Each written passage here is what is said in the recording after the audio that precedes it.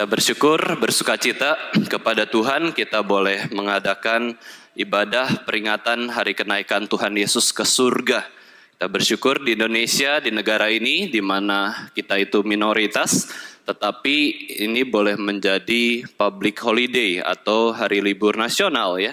Itu semua karena anugerah Tuhan. Tuhan begitu mengasihi orang-orang Kristen di Indonesia sehingga kita boleh beribadah dengan tenang, dengan nyaman, bahkan hari libur ya. Kita boleh sama-sama menyembah Tuhan.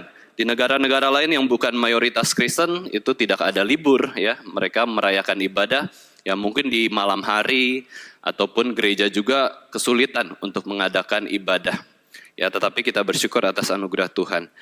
Hari ini kita akan merenungkan kenaikan Yesus ke surga. Mari kita sama-sama berdoa terlebih dahulu.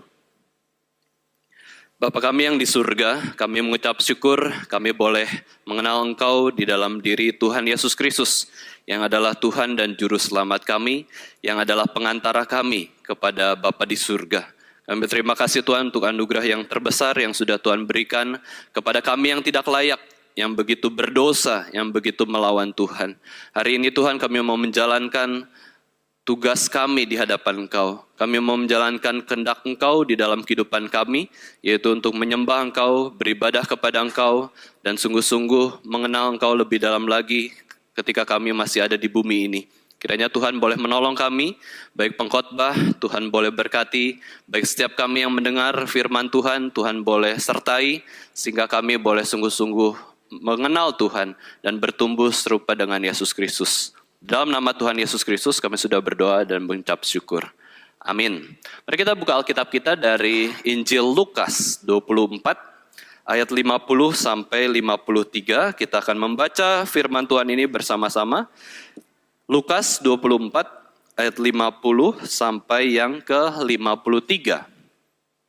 Judul perikopnya adalah kenaikan Yesus. Kita akan membaca dengan buka suara, kita baca bersama-sama.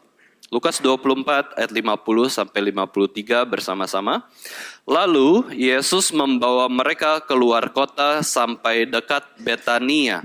Di situ ia mengangkat tangannya dan memberkati mereka. Dan ketika ia sedang memberkati mereka, ia berpisah dari mereka dan terangkat ke surga. Mereka sujud menyembah kepadanya, lalu mereka pulang ke Yerusalem dengan sangat bersukacita. Mereka senantiasa berada di dalam bait Allah dan memuliakan Allah. Bapak Ibu Saudara sekalian, kenapa penting untuk merenungkan hari kenaikan Yesus ke surga? Bukankah kita sudah merenungkan atau memperingati hari Natal, hari kelahiran Yesus Kristus? Di dalam bumi ini Tuhan menjadi manusia. Bukankah kita sudah juga merenungkan, memperingati hari kematian Yesus Kristus di atas kayu salib, menanggung hukuman dosa kita, dan juga hari kebangkitan Yesus Kristus di hari yang ketiga setelah kematiannya, menang atas maut? Bukankah kita sudah memperingatinya? Bukankah rencana keselamatan Tuhan itu sudah tergenapi semuanya sehingga kita boleh diselamatkan? Kalau kita melihat hari kenaikan Tuhan Yesus Kristus, kalau tanpa hari kenaikan Tuhan Yesus Kristus, kita juga pasti selamat. Ya, karena sudah ada hari kelahiran maupun juga hari kematian dan kebangkitan Yesus Kristus. Kenapa kita perlu lagi memperingati hari kenaikan Yesus Kristus? Tanpa hari kenaikan Yesus, bukankah kita sudah selamat? Ya, tanpa tahu Yesus naik ke surga, pasti kita selamat. Karena seluruh pekerjaan keselamatan yang direncanakan oleh Bapa di surga sudah digenapi oleh Yesus Kristus di bumi ini. Kenapa hari kenaikan menjadi peringatan yang penting dalam kekristenan? Bahkan kalau kita sekarang lihat di dalam sejarah kekristenan itu menjadi hari khusus di mana kita dapat beribadah bersama-sama dan temanya terus berulang. Seperti Natal maupun Paskah maupun Jumat Agung terus berulang setiap tahun. Menjadi sebuah hal yang penting dalam budaya kekristenan. Nah, pertama-tama Bapak Ibu Saudara, ketika kita memikirkan hal ini, kenapa sih kita harus belajar kitab Kejadian sampai Wahyu dan lain-lain, semua yang ada di dalam Alkitab? Alasan pertama adalah karena memang itu adalah ajaran Alkitab. Karena itu memang adalah firman Tuhan. Kalau firman Tuhan itu diberitakan, diajarkan kepada kita semua, maka seharusnya kita taat. Seharusnya kita mempelajarinya. Setiap hal yang dicatat di dalam Alkitab itu sangat penting untuk kita teliti, renungkan, pelajari di dalam kehidupan kita sehari-hari. Kita harus ingat bahwa Alkitab ini adalah tulisan Allah sendiri. Roh Kudus bekerja memakai orang-orang pilihannya, memakai seluruh keberadaan pribadi para penulis Alkitab untuk menuliskan firman Allah.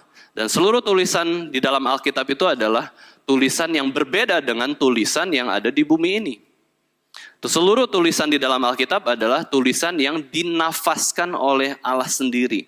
Sehingga itu menjadi pesan yang benar, pesan yang murni dari Tuhan sendiri kepada umat pilihannya, kepada seluruh manusia. Alkitab merupakan tulisan Roh Kudus sendiri yang bekerja memakai orang-orang pilihannya untuk menuliskan firman Tuhan yang kekal dan mulia ini. Masa sih kita nggak mau belajar Alkitab? Masa sih kita tidak mau menganggap setiap tulisan, setiap kisah, setiap peristiwa, setiap pesan, setiap ajaran yang di dalam Alkitab itu begitu penting bagi kehidupan kita? Karena mungkin kalau kita tidak anggap Alkitab itu penting, kita tidak tahu siapa penulisnya. Kita tidak tahu betapa besar dan indahnya manfaat yang Tuhan berikan di dalam Alkitab ini sendiri. Lalu Bapak Ibu Saudara sekalian, bukan saja hari kenaikan Tuhan Yesus begitu penting, menyatakan kemuliaan Allah dan juga penghormatan kita pada Allah, tetapi juga sebenarnya kita memperingati hari kenaikan Tuhan Yesus Kristus itu demi kepentingan kita sendiri. Alkitab ada, kisah-kisah di dalam Alkitab ada, itu terjadi betul, nyata. Dan itu bukan untuk Tuhan. Ya, meskipun kita tahu itu untuk kemuliaan Tuhan, tetapi yang lebih penting lagi adalah itu demi kebaikan kita juga. Bukan hanya demi kemuliaan Tuhan, tetapi demi pertumbuhan iman kita juga. Waktu kita melihat Yesus Kristus naik ke surga, dia menyatakan dirinya bahwa dia sudah bangkit dengan tubuh yang berbeda, tubuh yang tidak mungkin melakukan dosa. Itu tubuh kebangkitan yang dimiliki oleh Yesus Kristus. Dia memiliki tubuh kemuliaan dan tubuh kebangkitan itu kemudian Yesus naik ke surga, diperlihatkan. Inilah tubuh kebangkitan yang kamu juga akan miliki ketika kamu percaya kepada Yesus Kristus dan kamu akan memilikinya di akhir zaman. Tuhan Yesus memperlihatkan tubuh kebangkitan itu di atas seluruh dunia dan disaksikan oleh banyak muridnya. Itu menyatakan juga, Bapak Ibu Saudara sekalian, kalau kita lihat Alkitab, kenapa Yesus naik ke surga, itu juga menyatakan bahwa Yesus akan kembali datang ke bumi ini, kedatangan kedua kalinya atau parousia itu adalah seperti dia naik ke surga. Berarti Yesus datang di awan-awan, datang dari atas untuk menghakimi bumi ini, menyelesaikan bumi ini, hari kiamat, hari akhir zaman itu sendiri.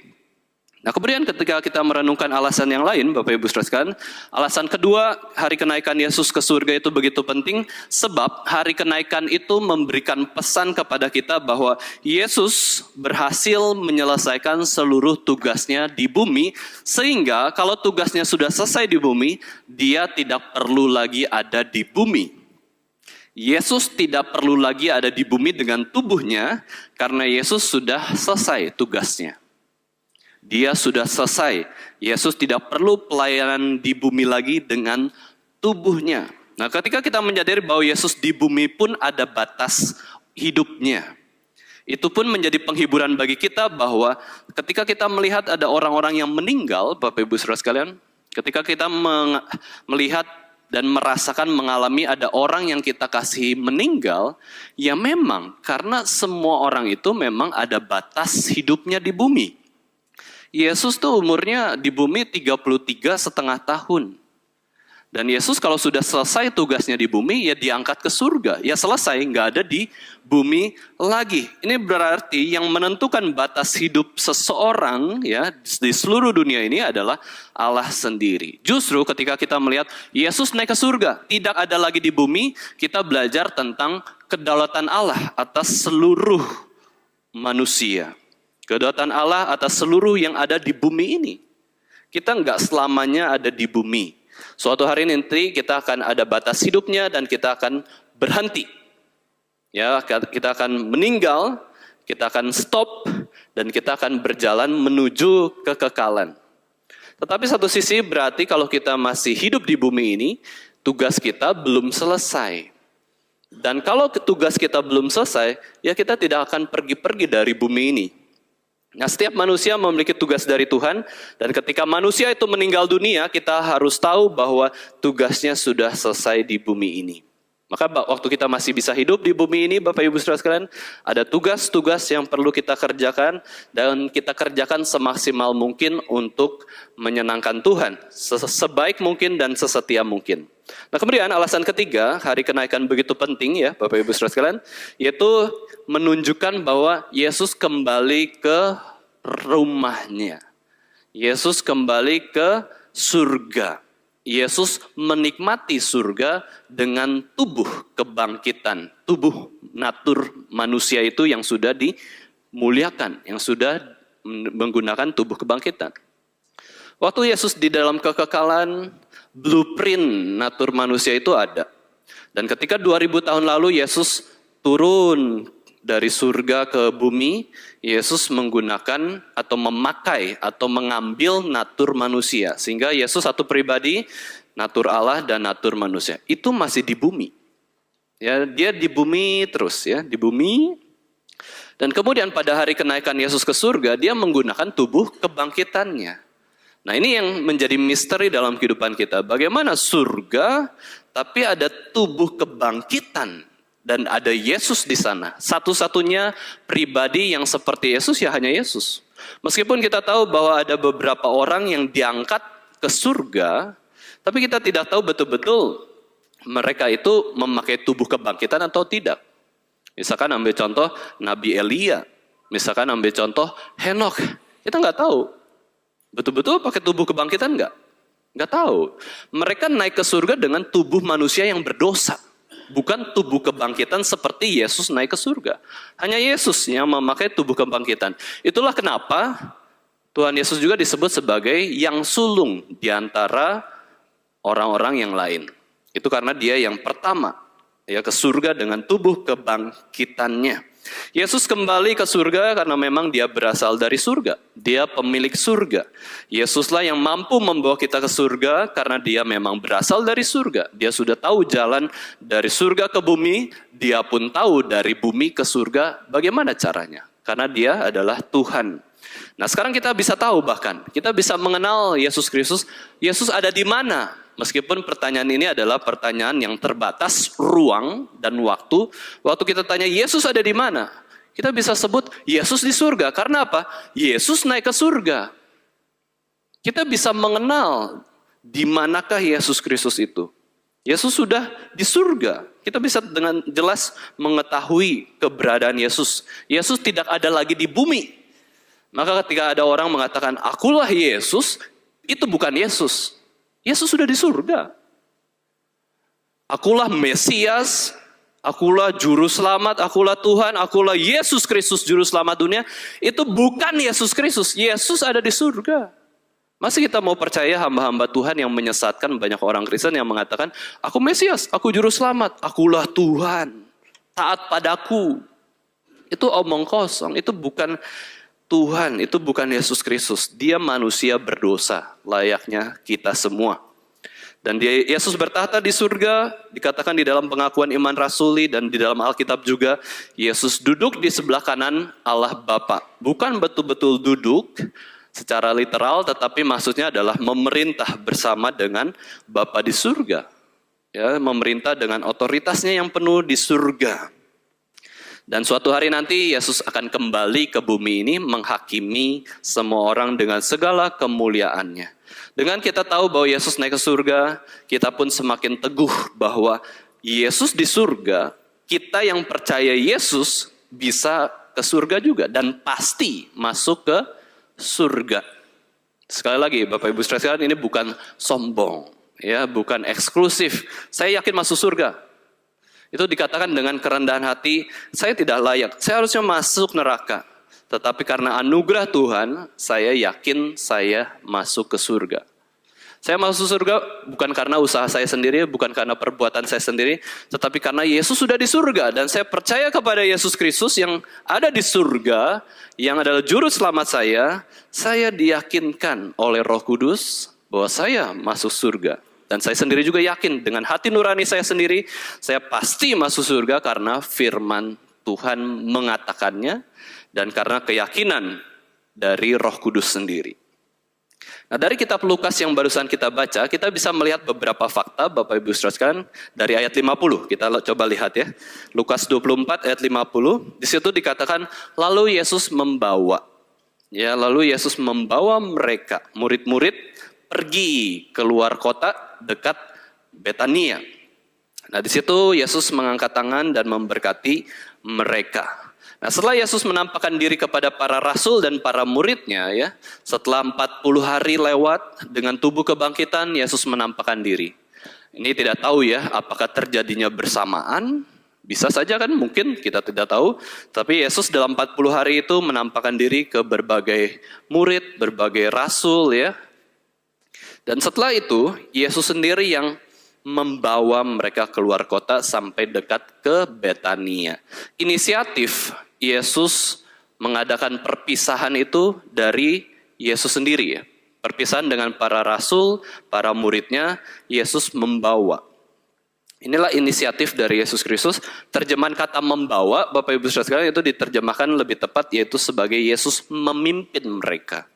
Ayo, memimpin dengan caranya sampai banyak murid itu berkumpul di suatu bukit yang bernama Bukit Zaitun di dekat Betania. Yesus memang adalah pemimpin para murid ya. Nah, ketika sampai di bukit dekat kota Betania, Bukit Zaitun itu, Yesus mengangkat tangan dan memberkati para murid. Nah, ketika Yesus mengangkat tangan, Bapak Ibu saudara sekalian, ini adalah wujud bagaimana Yesus itu sangat mengasihi para muridnya. Waktu imam besar di dalam tradisi Yahudi mengangkat tangan untuk memberkati bangsa, imam itu bertugas sebagai pengantara bangsa itu untuk datang kepada Allah, dan juga imam itu sebagai pengantara bagaimana bangsa itu menerima berkat dari Allah. Dan Yesus di atas bukit tersebut menggunakan peran ini ya, atau menjadi imam besar bagi para muridnya, yaitu Yesus mendoakan mereka dan juga menyalurkan berkat dari Allah kepada mereka. Matthew Henry mengatakan bahwa mengangkat tangan dan memberkati seseorang menunjukkan bahwa orang tersebut mengasihi orang yang diberkatinya itu sampai pada kesudahannya. Sampai dia mati, aku akan terus mengasihi dia sampai selama-lamanya. Jadi Yesus mengangkat tangan dan memberkati, aku mengasihi kamu dan ingat sampai selama-lamanya. Ya, pengangkatan tangan itu simbol kekekalan juga, berkat Tuhan yang kekal. Nah, mengangkat tangan juga berarti Yesus memberikan pengutusan kepada muridnya untuk mengabarkan Injil ke seluruh dunia. Nah, ini adalah simbol ya, simbol mengangkat tangan, ya, Yesus memberkati para murid, dan itu pun sebenarnya kita terima. Ketika kita membaca firman Tuhan itu kekal, ada di dalam hati kita, ya, menyertai kita dan memberkati kita. Kemudian kita lihat ayat 51.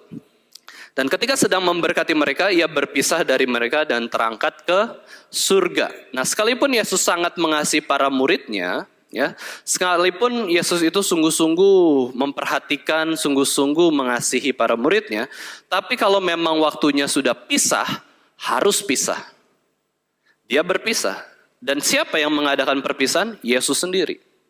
Ya. Perpisahan itu harus dilakukan. Untuk apa? Untuk menguatkan orang-orang yang berpisah. Nah, kenapa berpisah walaupun mereka saling mengasihi? Sebab adalah lebih baik para murid berpisah dengan Yesus Kristus secara fisik. Karena apa? Agar para murid lebih beriman. Dan Yesus kembali ke surga. Agar para murid imannya lebih murni dan Yesus duduk di sebelah kanan Allah Bapa. Ya, tentu ya, ada perpisahan yang memang kudus, ada perpisahan yang tidak kudus secara manusia. Secara manusia kalau sudah disatukan di antara suami dan istri yang nggak boleh pisah, gitu ya. Tapi kalau waktunya berpisah dengan orang-orang tertentu di satu kota dan desa yang lain, ya berpisah. Waktu kita akhirnya harus sudah berhenti pelayanan, misalkan berhenti pelayanan tertentu, berpisah. Tapi bukan berarti kita mundur ya. Ada yang memberi nasihat, kalau kita berhenti pelayanan boleh enggak? Boleh. Tapi Berhenti pelayanan yang satu, ambil pelayanan yang lain. Wah, sami mawon dong ya. Bahkan pelayanan yang lainnya adalah harus yang lebih berat. Wah, itu baru namanya menjadi serupa dengan Yesus Kristus. Waktu Yesus Kristus datang ke bumi ini, Bapak Ibu Saudara, pelayanan itu makin berat ya. Dari lahir, lahir itu umur 1 sampai umur 30 tahun pelayanan Yesus di keluarga kan ya. Pelayanan Yesus di bait Allah, di keluarga, di masyarakat kecil. Tapi setelah umur 30 tahun, setelah Yesus dibaptis oleh Yohanes Pembaptis, 3 tahun setengah itu pelayanannya luar biasa, banyak sekali. Nggak habis-habis. Sampai di tengah badai bisa tidur dan tidak terbangun karena badai, itu kelelahannya sebesar apa? Nah, Bapak Ibu Saudara, kalau memang harus berpisah terhadap pelayanan tertentu, nggak masalah. Tapi pilih pelayanan yang Tuhan arahkan demikian. Yesus berpisah. Yesus nggak melayani lagi di bumi. Yesus sekarang pelayanannya di mana? Di surga. Di surga kita tahu bahwa Yesus berdoa bagi kita. Di surga kita tahu Yesus memimpin kita dengan Roh Kudus yang Dia utus. Yesus menyertai kita. Nah inilah ya, kita bisa lihat pisah ada yang baik, tapi pisah juga ada yang buruk gitu ya. Pisah tidak selalu buruk. Pisah juga tidak selalu baik. Nah memang Yesus lebih baik naik ke surga demi apa? Kepentingan kerajaan Allah di bumi. Roh Kudus nanti 10 hari kemudian akan turun. Karena Yesus sudah naik ke surga. Dan para murid akan menjadi saksi Kristus yang menaati amanat agung ke seluruh dunia. Waktu kita lihat Bapak Ibu Saudara sejarah kekristenan, waktu Yesus mati, para murid kan berpisah dengan Yesus 3 hari kan. Yesus di kuburan. Mereka dibiarkan untuk belajar beriman kepada yang tidak kelihatan. Waktu Yesus naik ke surga, berpisah, 10 hari kosong. Roh Kudus belum turun, Yesus naik ke surga, mereka harus bagaimana? Firman Tuhan. Mereka harus percaya pada hal apa? Bukan yang kelihatan, yang terlihat mata, tapi yang tidak terlihat. Itu firman Tuhan. Mereka ingat perkataan Yesus, mereka ingat mereka sendiri, ya, ingatan mereka melihat Yesus yang naik ke surga, itulah iman mereka harus tunggu di Yerusalem 10 hari. Mereka tunggu di Yerusalem, berdoa kepada Tuhan sampai Roh Kudus turun. Ya, ini adalah suatu pelajaran yang kita bisa pahami ketika Yesus naik ke surga. Kemudian kita bisa lihat ayat 52 sampai 53. Nah, waktu kita merenungkan apa sih maknanya Yesus naik ke surga? Apa sih pentingnya kita memperingati Yesus naik ke surga, Bapak Ibu Saudara sekalian? Di sini kita bisa melihat respons para murid setelah mereka mengalami kenaikan Yesus ke surga. Di ayat ke-52 dikatakan mereka sujud menyembah kepada Yesus Kristus, lalu tidak diam sujud terus, ya, tidak diam meditasi di atas bukit terus, ya. Tapi dia kembali lagi ke rumah, pulang ke Yerusalem dengan sukacita yang besar. Mereka senantiasa berada di dalam bait Allah dan memuliakan Allah. Inilah hal praktis yang kita bisa dapatkan, yang kita bisa lakukan setelah kita memperingati kenaikan Yesus ke surga. Pertama, sujud menyembah pada Yesus yang begitu mulia, begitu agung. Itulah kenapa gereja Tuhan kalau ada kesempatan bisa adakan kebaktian kenaikan, ya adakan kebaktian kenaikan. Karena apa? Firman Tuhan ini, kita sujud menyembah kepada Tuhan. Mau menyembah Yesus, memuliakan Dia. Kalau perlu, kita berlutut berdoa kepada Tuhan. Mengingat kita tuh begitu rendah, begitu hina, berdosa.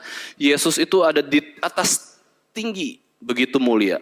Yesus adalah satu-satunya orang yang pernah paling tinggi di atas dunia ini, di bumi ini, tanpa menggunakan apapun. Karena Dia adalah Allah yang mulia, ya. Kita sujud, berlutut. Kemudian yang kedua, kita pergi, ya, pergi ke tempat kita masing-masing, menjalankan amanat agung, dan juga dengan hati apa? Hati yang bersukacita. Bapak Ibu Saudara sekalian, kita perlu ya melakukan firman Tuhan itu dengan hati yang sukacita.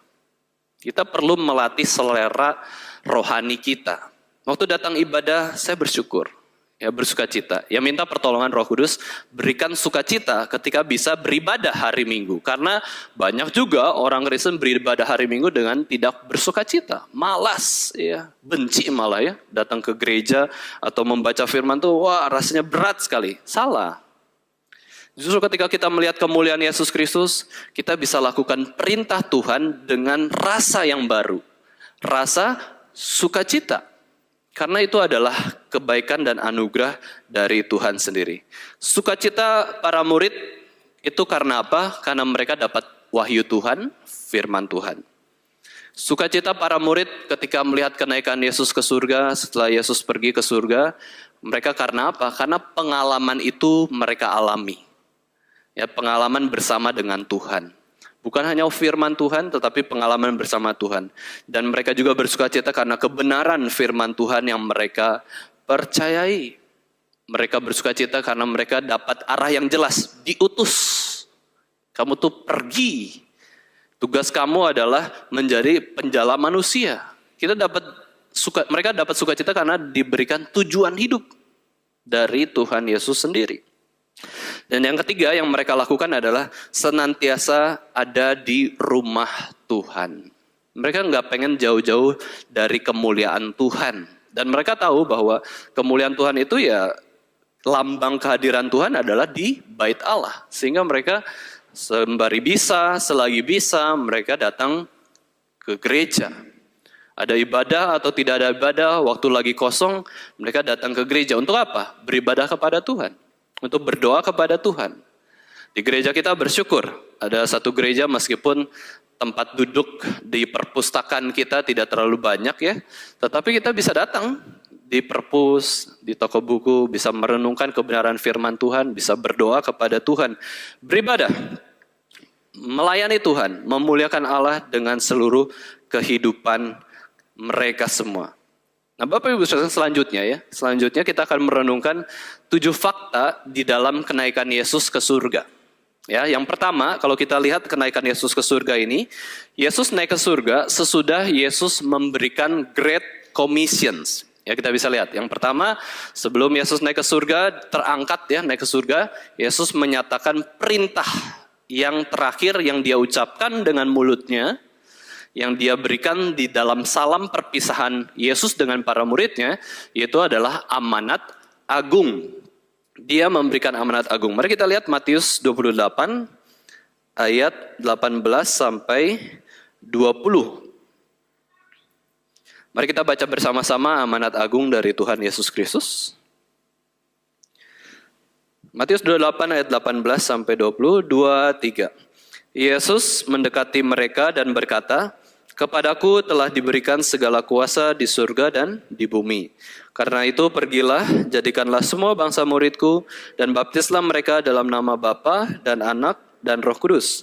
Dan ajarlah mereka melakukan segala sesuatu yang telah kuperintahkan kepadamu, dan ketahuilah, aku menyertai kamu senantiasa sampai kepada akhir zaman." Bapak Ibu Saudara sekalian, waktu kita baca Alkitab amanat agung tersebut ya, rasanya apa sih? Ya. Apakah kita baca itu karena kita memang harus baca, terus hanya sebatas di pikiran kita? Kita rasakan apa sih pesan yang Tuhan Yesus berikan waktu memberikan amanat agungnya? Seharusnya yang kita rasakan pertama-tama adalah introduksinya, yaitu apa? Kepadaku telah diberikan segala kuasa di surga dan di bumi. Ada otoritas, ada kuasa dari Yesus. Itu adalah berkat. Itu adalah kuasa Tuhan, itu adalah kebenaran. Jadi, waktu kita belajar amanat agung, itu dimulai dengan berkat Tuhan, blessing of God. Berkat Tuhan. Yang kita rasakan adalah rasa syukur. Ada otoritas, ada kuasa pemeliharaan Tuhan dalam kehidupan kita sebelum kita melakukan firman Tuhan. Yang kedua, kita lihat, karena alasan inilah kita melakukan firman Tuhan. Karena kuasa sudah diberikan oleh Yesus kepada kita waktu menjalankan penginjilan ini.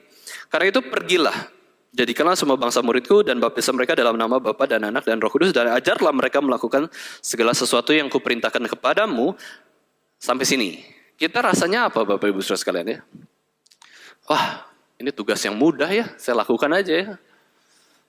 Rasanya mudah lah, karena sudah ada kuasa dari Yesus Kristus, sudah ada penyertaan dari Yesus, mudah untuk lakukan. Apa yang dirasakan? Berat, bukan mudah, susah. Pergi, mengabarkan Injil, membaptis orang, menggembalakan orang, mengajar. Bayangin, kita harus jadi guru, kita harus jadi konselor, kita harus jadi misionaris. Itu apa-apaan tugas ini ya? Berat sekali. Itulah yang saya rasa juga para rasul dan para murid pun merasakan tugas yang begitu berat ini. Meskipun secara singkat ya Yesus mengatakannya. Mungkin di antara mereka itu merasa berat. Wah, perintah ini berat sekali. Meskipun kita tahu itu adalah diawali dengan blessing of God. Ya, power authority of God. Tetapi namanya tugas dari Yesus yang berat. Kita harus rasakan itu berat. Mungkin ada dari mereka juga ragu, bisa nggak saya melakukan tugas misionaris, tugas pengajar, tugas guru, tugas penggembala, tugas konselor, susah kayaknya ya. Bahkan kepada seluruh bangsa lagi. Keluarga saya susah gembalakan kok. Apalagi seluruh dunia. Wah, susah sekali. Yesus meminta mereka untuk apa? Ini sama seperti yang Yesus sudah jelaskan waktu sebelum Yesus mati di atas kayu salib. Yaitu apa? Barang siapa mau ikut aku, kamu harus menyangkal dirimu sendiri. Memikul salib dan ikut Yesus Kristus. Sama, paralel. Amanat agung dengan perintah atau syarat menjadi murid Kristus ini sama. Ya, sama-sama beratnya. Cuman Yesus lebih memperjelas lagi. Akan tetapi, kenapa mereka bisa pulang dengan sukacita? Padahal tugasnya berat loh. Ya kan?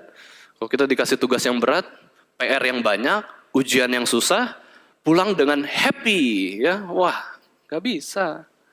Nah, apa yang membuat mereka sukacita, Bapak Ibu Saudara sekalian? Yaitu ketika mereka memandang Yesus ke surga. Melihat kemuliaan itu memberikan mereka kekuatan, pengharapan, dan semangat untuk jalankan amanat agung. Ya, kemuliaan Kristus mendorong kita terus untuk memuliakan Kristus dengan cara hidup bertumbuh semakin serupa dengan Yesus Kristus. Kemuliaan Kristus.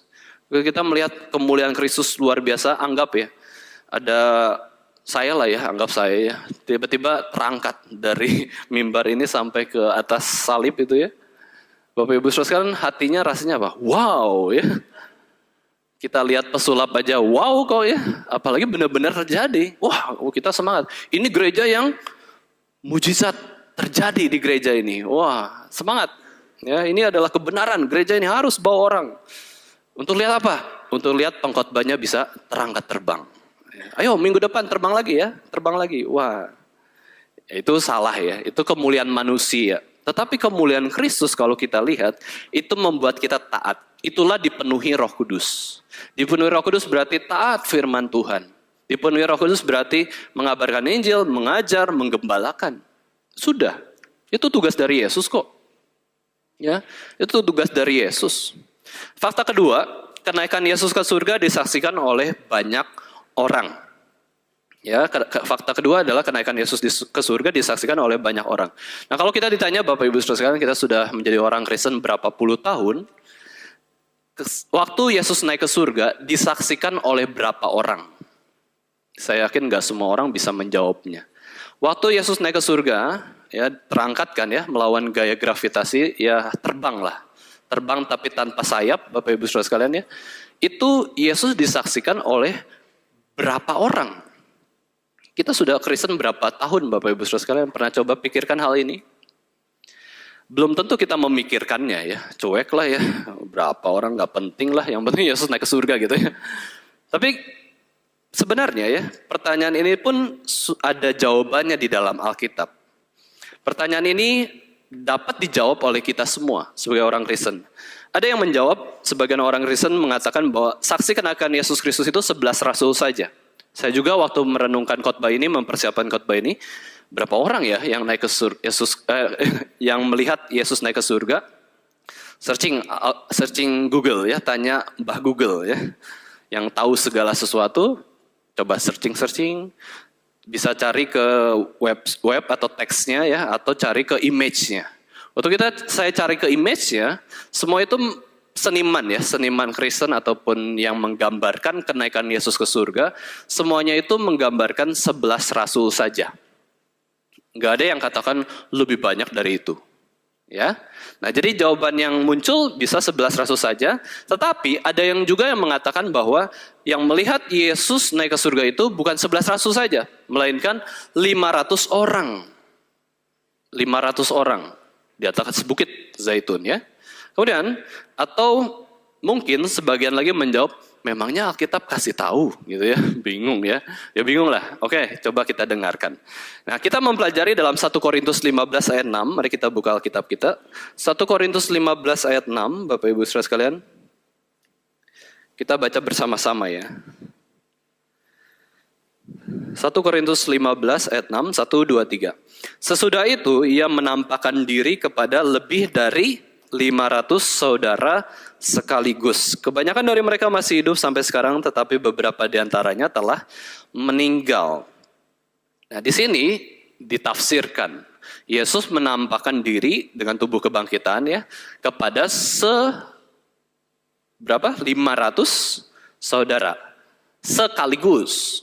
Ya, bahasa Inggrisnya at one time. Di sini orang menafsirkan bahwa Yesus bisa menampakkan diri pada 500 orang sekaligus, ya di mana? Pada waktu itu Bapak Ibu Saudara sekalian, tentu orang Yahudi sudah waspada. Ya, waspada. Ya, jangan-jangan para murid mencuri mayat Yesus dan mengatakan, Yesus bangkit.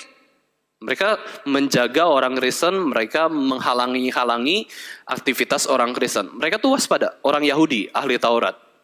Dan mereka juga menggunakan pasukan-pasukan, kalau bisa aniaya orang Kristen, aniaya aja. Pemimpinnya sudah mati kok, ya. Maka dari itu, bagaimana bisa mengumpulkan 500 saudara sekaligus kecuali di Bukit Zaitun? Itu bisa. Ya, kalau di kota keributan. Emangnya ada lapangan besar 500? Ya mungkin ada ya, tapi pasti ketahuan banyak orang. Di desa apalagi ketahuan banyak orang. Bisa ada keributan, bisa ada yang mengganggu prosesi Yesus naik ke surga itu. Ya, bisa ada yang lempari batu mungkin, ya. Yesus naik ke surga, lempari batu aja ya. Dan yang lain-lain kalau memang Yesus disaksikan oleh banyak orang yang lainnya, bukan hanya pengikutnya. Jadi pandangan ini mengatakan bahwa di Bukit Zaitun kenaikan Yesus disaksikan oleh 500 orang. Ini tafsiran yang pertama. Tafsiran yang kedua adalah 500 orang itu bukan di Bukit Zaitun, tetapi 500 orang ini merupakan penjumlahan selama 40 hari Yesus menampakkan dirinya setelah kebangkitan Yesus Kristus dan sampai pada akhir kenaikan Yesus Kristus ke surga. Jadi setelah 40 hari, 1 bulan lebih, di total 500 orang yang menyaksikan kebangkitan Yesus Kristus. Nah, Bapak Ibu sekalian, waktu dalam rangka Paskah bulan lalu ya kurang lebih sebulanan yang lalu, Paskah, saya menonton film Case for Christ ya.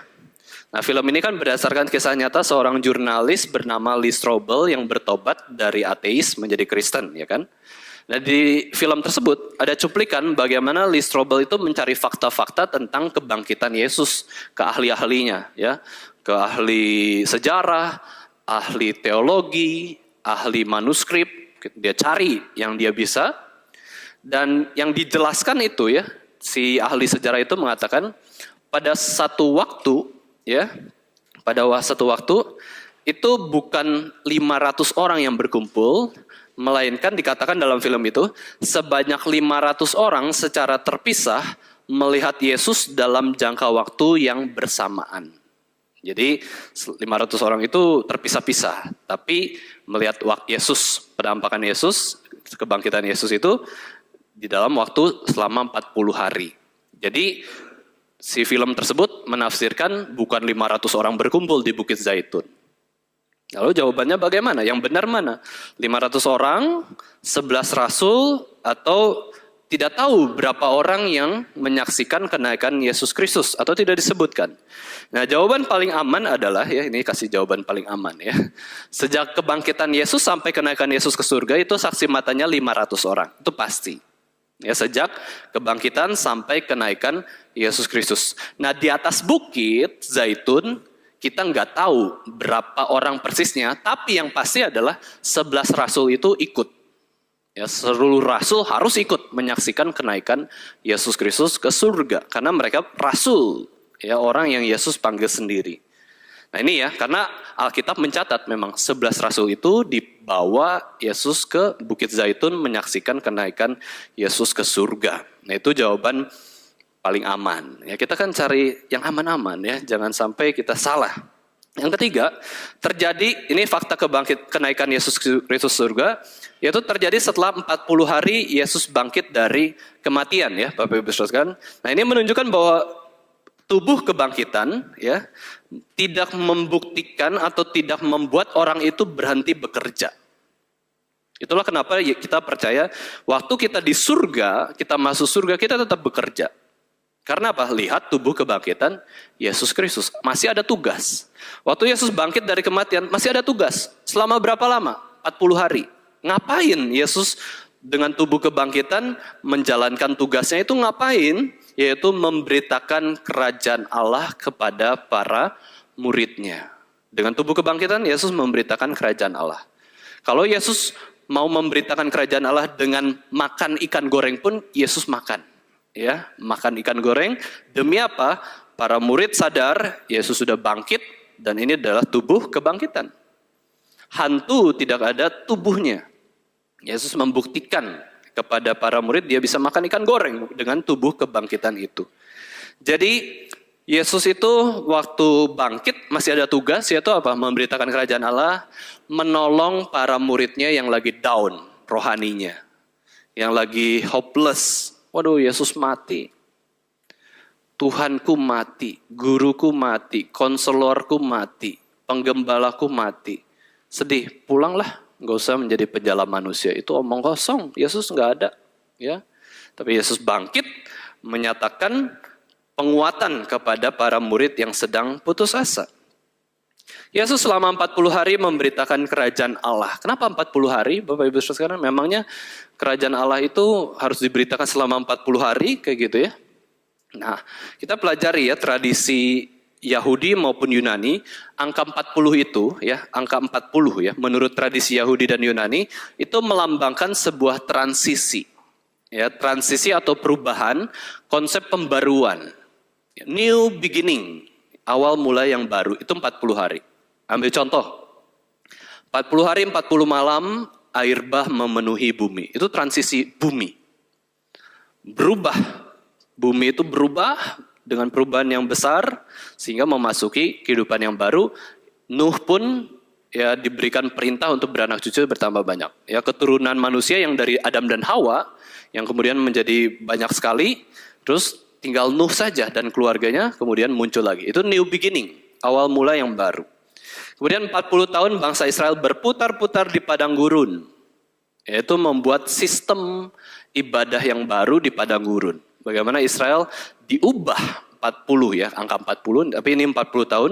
Dari ratusan tahun di Mesir, diubah sistem ibadahnya, teokrasi, sistem pemerintahannya, yaitu Tuhan sendiri rajanya selama 40 tahun berputar di padang gurun.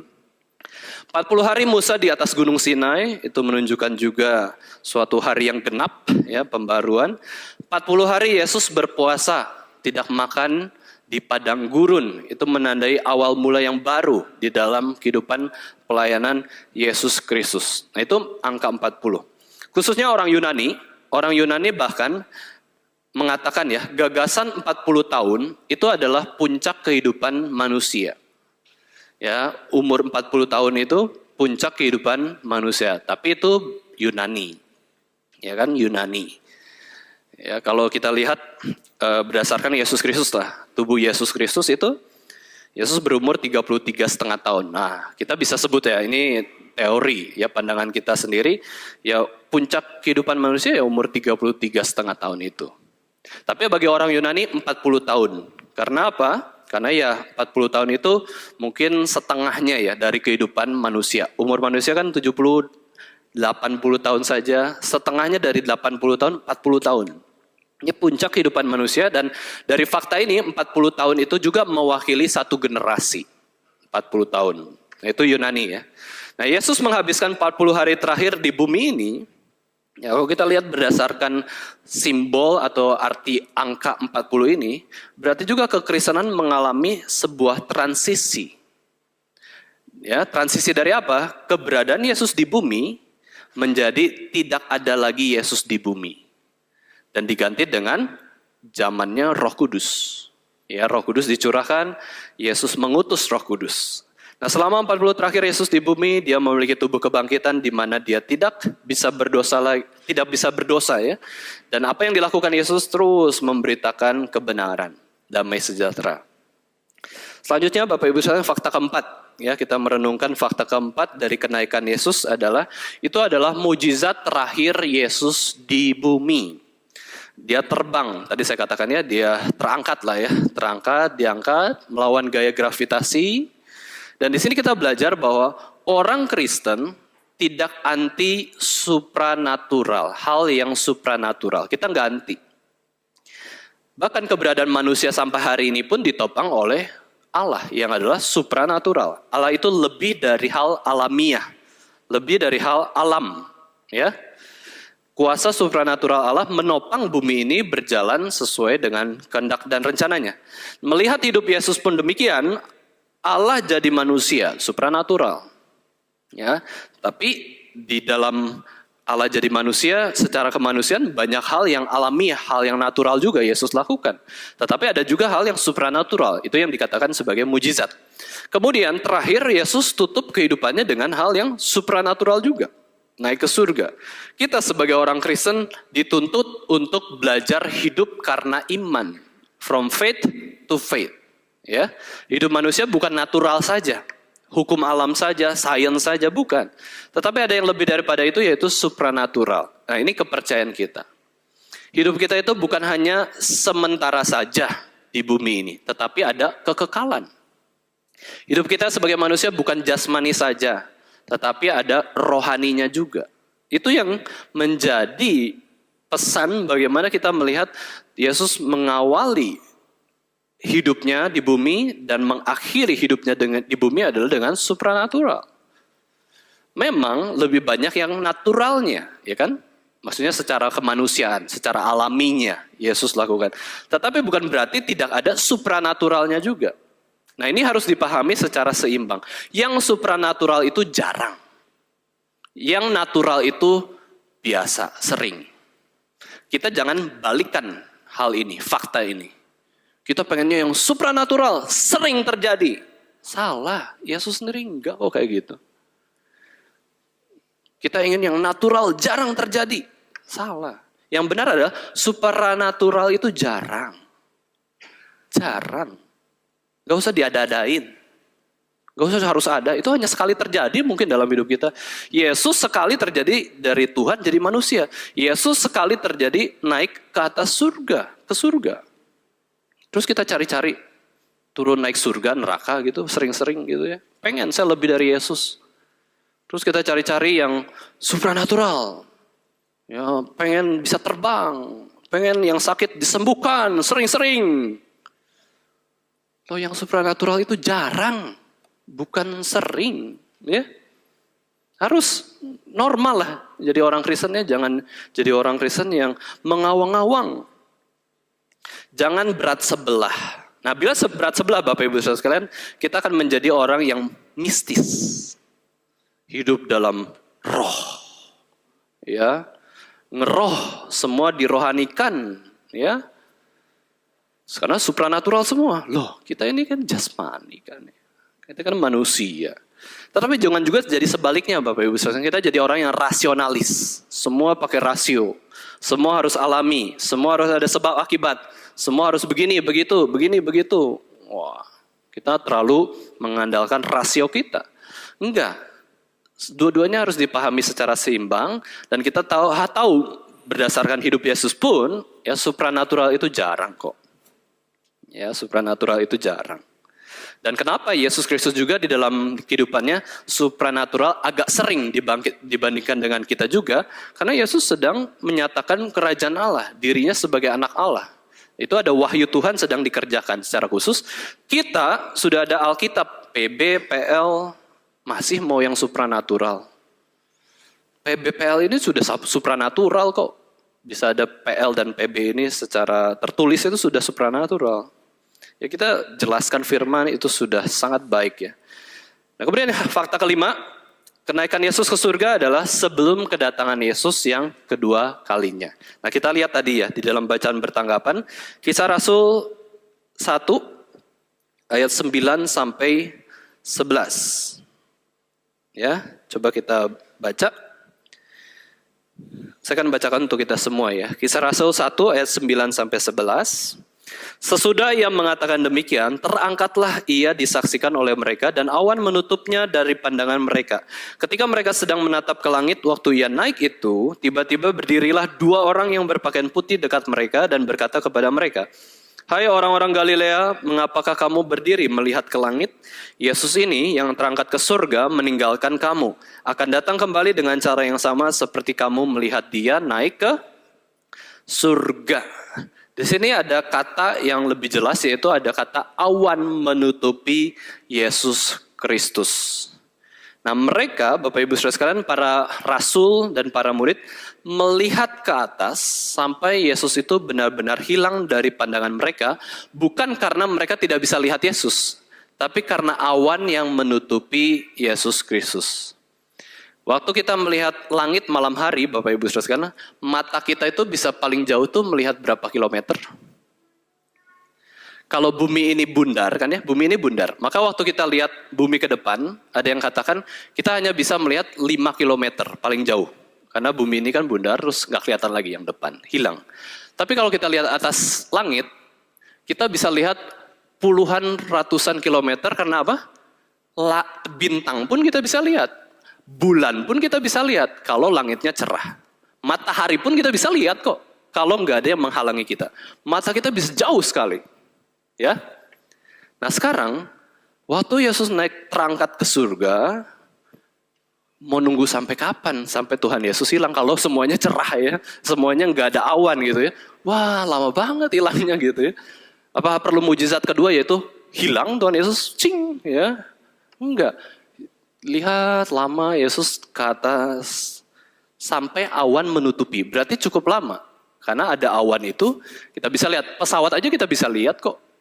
Kalau nggak ketutup awan, berarti itu jangka waktu yang jarak yang tinggi sekali dari darat sampai Yesus itu hilang tertutup awan oleh pandangan mereka. Mereka sangat lihat terus kok. Itu mungkin nggak ada yang berkedip. Wah lihat terus, lihat sampai Yesus titik kecil atau gimana gitu ya, sampai awan menutupi Yesus Kristus.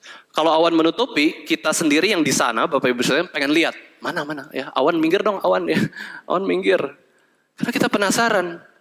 Maka supaya para murid ini nggak usah lihat-lihat lagi, kemuliaan Allah sudah cukup dinyatakan, para murid itu dimunculkan malaikat ya. Malaikat itu ada 2. Ya, malaikat itu ada 2 muncul di hadapan mereka dan mengatakan kepada mereka, "Hai orang-orang Galilea, kenapa kamu berdiri melihat ke langit?" Mereka lihat langit terus kan ya. Yesus ini yang terangkat ke sorga meninggalkan kamu, akan datang kembali dengan cara yang sama seperti kamu melihat dia naik ke surga.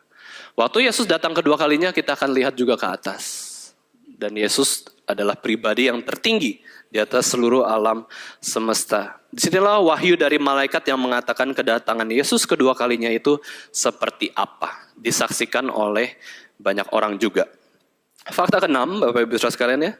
Di negara Indonesia, hari kenaikan Yesus itu menjadi hari libur secara publik. Ya, padahal kekristenan di Indonesia minor, bahkan ya sedikitlah berapa persen. Tetapi di negara Kristen seperti Belgia, Denmark, Jerman, Prancis, memang itu jadi public holiday. Udah libur yuk semua beribadah, ya libur. Karena dasar agama mereka kan Kristen, mayoritas di sana. Tapi di Indonesia, meskipun Indonesia negara terbesar Islam seluruh dunia, mereka bisa menghargai dan percaya juga. Ada yang percaya, mungkin ada yang nggak percaya. Ada kenaikan Isa Al-Masih. Ya, tapi kita kenaikan Yesus Kristus. Ya, kenaikan Yesus Kristus ke surga. Pemerintah mengakui bahwa ada kenaikan Yesus Kristus menjadi hari libur nasional. Dan ini menjadi kesempatan kita untuk beribadah dan mengabarkan inti kenaikan Yesus ke surga adalah Yesus menyatakan hidup yang dari kemuliaan menuju kemuliaan. Yesus ditinggikan oleh Bapa sendiri. Dikatakan di dalam Alkitab, Yesus itu terangkat.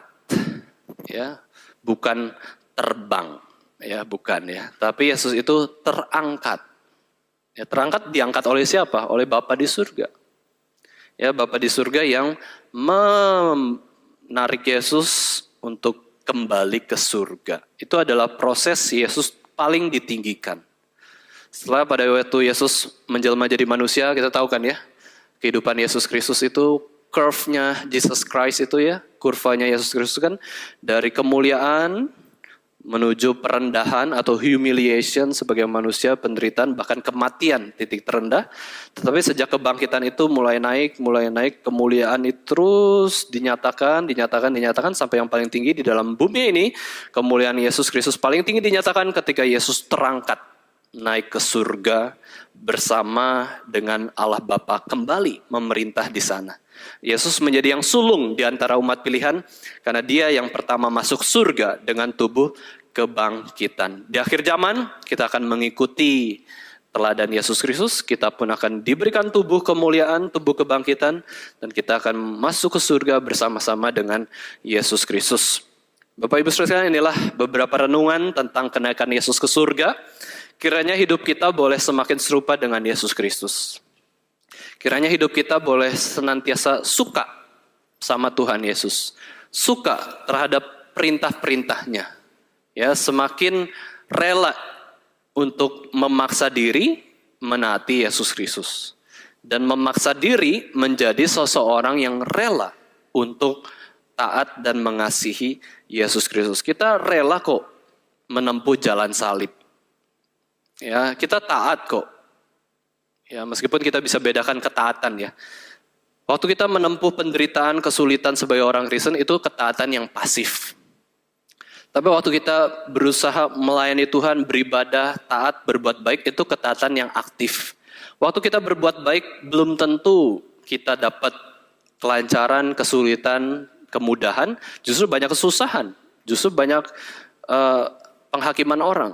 Tetapi itulah ketaatan pasif, yaitu rela. Rela menderita bagi Kristus itu adalah ketaatan pasif kita sebagai orang Kristen. Rela menaati perintah Kristus itu adalah ketaatan aktif kita sebagai orang Kristen. Kiranya hidup kita boleh memuliakan Yesus selama-lamanya dan menikmati Yesus selama-lamanya. Amin. Mari kita sama-sama berdoa. Bapa kami yang ada di surga, kami mengucap syukur Tuhan atas anugerah Tuhan. Engkau sudah menyatakan kemuliaan yang begitu besar yang kami boleh lihat di dalam pribadi Tuhan Yesus Kristus yang adalah Tuhan kami, yang adalah juru selamat kami, yang adalah gembala agung jiwa kami.